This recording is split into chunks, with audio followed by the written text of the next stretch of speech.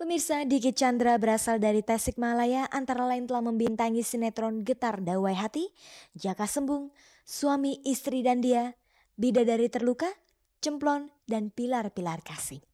Sedangkan Rani Permata, wanita asal Ciamis, antara lain tampil dalam sinetron Madu dan Racun, Cinta dan Dusta, Arjuna Mencari Cinta, serta Pilar-Pilar Kasih. Hanya 4 bulan mereka pacaran, langsung menikah.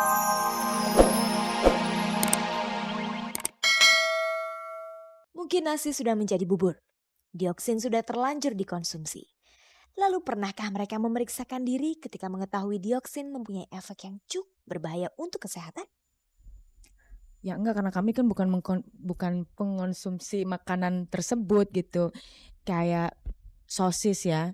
Yang saya suka beli sosis, tapi sosis yang apa namanya, yang buatan kita. Enggak separah itu. Enggak separah itu sih, gua enggak terlalu ini. Udah terbiasa panik ya dari kasus tahun lalu. Jadi panik-panik berikutnya udah dianggap enggak terlalu inilah, udah biasa gitu, kebal jadinya. Oh gitu aja. Udah gitu, enggak terus periksa ke dokter enggak. Nah, ya itu dia, memeriksakan diri belum ya. Cuma yang aku tahu kayaknya kalau memang menjadi makanan sehari-hari mungkin dikhawatirkan ya. Tapi kalau aku ngerasanya sih kayak mentega yang kusebutin tadi, susu atau es krim itu kan jarang banget gitu ya. Jadi kayaknya kecil. Dari sekian banyak jenis makanan yang mengandung dioksin, adakah di antaranya yang menjadi makanan favorit mereka? Alhamdulillah nggak ada gitu. Itu cuman pelengkap aja ya. Pelengkap juga bukan, kayaknya selingan aja gitu yang terdaftar nih ya. Jadi kayak yogurt gitu ada yang kadang-kadang itu juga nggak nyampe berapa bulan sekali saya beli gitu. Makanya ada satu merek yang mentega itu mama saya yang seneng gitu. Jadi saya memang makannya sekali-sekali kalau lagi di rumah mama gitu. Tapi makanya saya pikir begitu saya kemarin ngelihat masih ada gitu, saya ngebuang. Anak gue dikasih steak aja enggak burger aja jarang. Ya paling suka ayam goreng, terus udang. Anak gue yang cewek paling suka udang, seafood deh, cumi gitu, ikan gitu. Udah mau wortel, udah. Sehat-sehat kan tuh. Hai. Ini apa? Lagi. Ya, saya suka fotonya. Aku suka foto itu aku suka. Tapi mungkin kalau dikeluarin momennya nggak pas gitu loh. Aku sempat ngobrol gitu sama salah satu ininya. Aku tanya apakah yakin mau dikeluarin gitu. Tapi aku yakin sekali karena pimpinan redaksinya kan seorang seniman yang besar banget yang kita tahu, dan saya yakin itu pilihan yang terbaik udah buat saya gitu. Siapkah Ine jika suatu saat dipanggil polisi karena posenya di sampul depan majalah itu termasuk kategori pornografi? Andaikan suatu saat saya dipanggil sama pihak yang berwajib, ya saya harus siap gitu loh.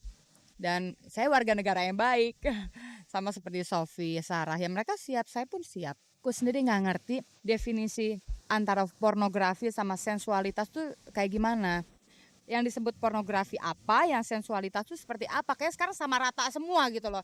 Walaupun itu art, orang lihatnya itu pornografi. Yang lihatnya lebih seronok, ya itu pornografi juga. Ya gimana sekarang yang benar tuh yang mana? Adakah pertimbangan khusus Ineke saat menerima tawaran untuk difoto seperti itu? Nggak ada pertimbangan ya, saya di calling, saya jadi model ya karena pekerjaan saya juga selain saya main sinetron saya model, ya saya datang aja gitu loh. Saya bukan pertama kali difoto di situ gitu loh, udah ketiga kali sama yang ini. Menurut si cantik anak keempat dari 6 bersaudara ini, ia sempat enggan untuk tampil vulgar baik di film, sinetron atau di foto. Bahkan Ine sempat mengatakan kapok pada tabloid buletin sinetron untuk tampil vulgar lagi. Karena itu, Ine termasuk kategori 10 artis panas yang telah insaf versi buletin sinetron. Lalu mengapa kini Ine kembali tampil seksi? Saya juga nggak ngerti gitu loh ya. Terus terang saya nggak ngerti. Ya itulah yang saya bilang tadi, kita model, improvisasi kita kerja di lapangan. Ya saat kerja itu kita udah kayaknya ya kita sebagai model kita udah nggak mikir lagi kita tuh siapa apa gimana, tapi kita model gitu loh. Itu yang kita mesti kerja profesional gitu. Kita model dan kita harus memuaskan fotografer, dalam arti kata fotografer itu harus senang foto kita karena kita foto model, kita model gitu ya. Lalu bagaimana pula komentar Ine tentang foto setengah bugilnya di sampul majalah yang terpampang di mana-mana itu? Buat aku sih memang itu aku senang gitu, art itu seni ya. Tapi orang lain melihatnya mungkin itu agak gimana gitu kan. Yang pertama kali aku minta maaf ya sama keluarga gitu loh. Aku cuma minta satu, kalau mereka mau marah, marah sekarang gitu loh. Habis marah udah Jangan marah lagi tolong, tapi dukung saya di belakang. Ada kabar, Ine sempat stres saat Sofia Latjuba dipanggil polisi. Dan Ine sempat meminta kepada pihak majalah itu untuk tidak mengeluarkan fotonya. Namun ditolak. Itukah yang menyebabkan Ine sempat menghilang ketika pertama kali majalah yang memuat fotonya muncul di masyarakat? Kalau saya sembunyi, pada akhirnya pun saya tetap harus bertanggung jawab atas perbuatan saya. Seperti saya bilang tadi, itu resiko saya gitu. Itu resiko pekerjaan saya dan saya harus tanggung resiko saya sendiri. Jadi tetap harus saya hadapin aja biar lebih tuntas masalahnya dan tidak salah paham. Orang pun mungkin penggemar check and recheck apa yang lain yang biasa nonton apa orang-orang awam supaya nggak salah gitu loh. Kalau kita ngomong gini kan dia bisa dengar dari mulut saya sendiri. Kita tahu honor majalah tuh gimana, seberapa, Mbak tahu lah gitu. Saya kalau udah suka, saya kalau udah foto, saya kalau udah jadi model, saya udah nggak mikirin honor lagi, saya udah nggak kepikiran yang namanya honor. Memang kita butuh uang, tapi honor tuh kalau udah jadi model, apa kita udah nggak mikirin itu deh. Untuk selanjutnya, apakah Ine berfoto seperti itu lagi? Aku tidak kapok, aku suka di foto misalkan foto seksi, aku tetap suka. Tapi sekarang ya aku lebih harus teliti lagi, maksudnya dan arti kata aku jangan sampai bikin kesalahan 2 kali atau 3 kali sama keluarga, itu yang penting dan juga sama penggemar gitu.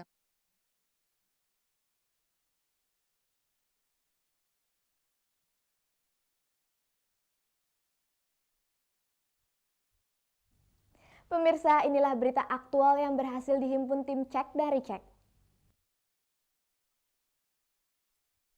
Pemirsa menyambut ulang tahun pertama tabloid Cek dan Recheck serta ulang tahun kedua tayangan Cek dan Recheck, Jumat lalu berlangsung pertandingan sepak bola persahabatan antara kesebelasan Cek dan Recheck dengan kesebelasan Karnos Film. Pertandingan sepak bola ini sekaligus sebagai acara pembuka sederet acara lain yang meramaikan ulang tahun Cek dan Recheck. Tentu ini kategori hiburan. Pertandingan berlangsung di lapangan Lebak Bulus dan dimenangkan oleh tim kesebelasan Karnos Film. Hari Senin kemarin, Diki Chandra resmi memperistri Rani Permata yang telah 4 bulan dipacarinya. Pernikahan dilaksanakan di Ciamis, Jawa Barat, di kota tempat kelahiran Rani. Pemirsa, Diki Chandra berasal dari Tasikmalaya, antara lain telah membintangi sinetron Getar Dawai Hati, Jaka Sembung, Suami Istri dan Dia, Bidadari Terluka, Cemplon, dan Pilar-Pilar Kasih.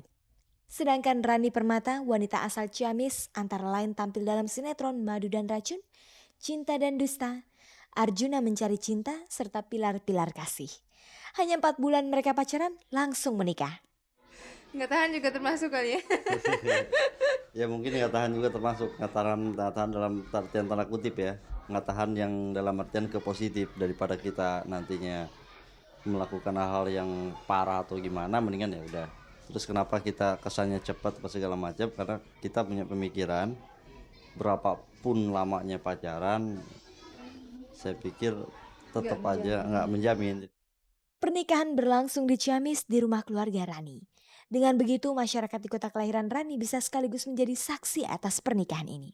Jadi Ya keluarga Rani biasanya kan di keluarga perempuan, dan keluarga Rani di sana di Ciamis. Saya juga asli Tasikmalaya, jadi Tasikmalaya sama Ciamis kan nggak jauh. Jadi kalau kita ya bisa ada saudara juga dekat-dekat situ juga ya macam banyak hal sih sebetulnya kenapa di Ciamis. Ada yang belum banyak diketahui orang tentang kisah cinta Rani Permata. Antara lain tentang statusnya yang pernah menikah sebelum menjadi bintang sinetron. Kepada Cek dan Dicek, Rani mengatakan bahwa itu sudah menjadi masa lalu, dan kepada Diki Chandra dirinya jauh-jauh hari sudah berterus terang. Justru karena itulah perkawinan berlangsung di kota asal Rani tanpa harus bermewah-mewahan. Bukannya nggak mau, pengen sih resepsi ya, cuma setelah dipikir-pikir kita juga pengen, bukannya nggak gimana ya, yang pentingnya dulu deh, intinya dulu yaitu ijab kabul ke orang-orang bahwa kami udah menikah, supaya nggak timbul fitnah atau segala macam kan. Itu intinya. Kenapa nggak mau ya, pikir kalau ada duit mendingan dipakai buat ke depan dulu deh gitu kan, investasi buat hidup sehari-hari gitu kan, kasarnya ya buat makan dulu deh gitu kan, buat ngumpulin ntar ke depan gitu. Lembaran baru hidup Rani dibuka lagi dengan membina rumah tangga bersama Diki. Pasangan ini seusai menikah segera kembali ke Jakarta dan tinggal di rumah kontrakan Rani di daerah Cempaka Putih. mungkin di sini dulu ya untuk sementara di sini Jakarta. dulu ya. setelah ini mungkin kita pikirkan lagi apa mau di Sentul, apa mau di mana. Kebetulan ya udah ada rumah di Sentul. Tapi jauh juga ya dipikir-pikir. Jadi kita pikir-pikir dulu deh.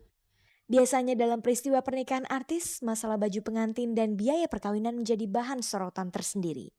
Siapakah yang merancang dan merias Diki dan Rani saat menjadi pengantin?